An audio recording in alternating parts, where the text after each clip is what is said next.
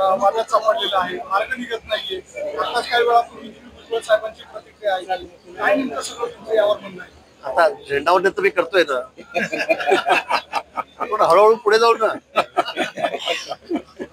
आता त्यांना झेंडावंदन करताना आला वाटतं, विचार तुम्हाला करताना आला. आता मला करता येते थोडे पुढचं काय, अशा अडचणीचे प्रश्न विचारू नका. अधिकृत आता जे काय मुख्यमंत्री महोदय आहेत, दोन्ही उपमुख्यमंत्री महोदय आहेत, नेते सगळे जो निर्णय घेतील तो मला मान्य राहील. आम्ही भानगडी करून काही उपयोग नाही. मला असं वाटतं, मी कधी मागणी केली नाही, मी कधी रस्ता रोको केलं नाही, मी कधी पोस्टर मला फार ते आवडतही नाही.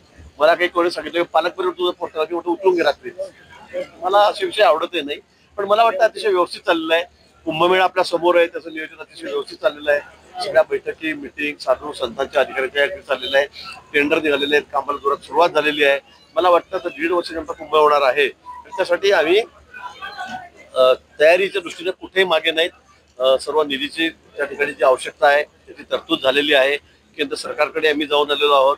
राज्य सरकार सगळा निधी द्यायला तयार आहे आणि अतिशय सुंदर सुरक्षित असा कुंभ आपल्याला या ठिकाणी करायचा आहे.